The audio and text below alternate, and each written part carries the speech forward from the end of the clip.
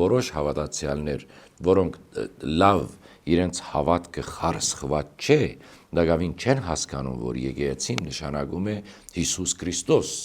Էջմիածին նշանակում է միածին որդին, չի նշանակում Կդրիչ Ներսիսյան, այդ մարդիկ, որոնք դակավին հաստատված չէ իրենց մեջ հավատքը, այդ մարդիկ հեռանում են եկեղեցուց։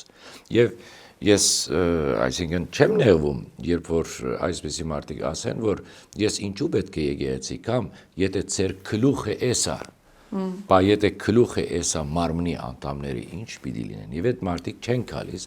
բայց հուսով եմ մի օր կհասկանան, որ այս մեր ամբողջ պայքարը դարիների,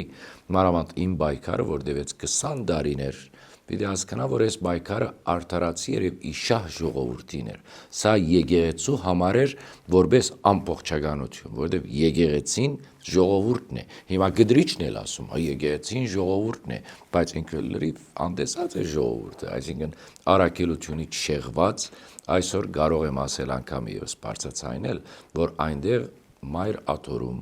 իշխող բարձրաստիճան հոգևորականները, որոնք այսօր միացած են Կդրիչ Ներսիսյանի, դա ամենամեծ աղանդն է մեր եկեղեցու մեջ։ Այլևս մենք աղանդներ ման չկանք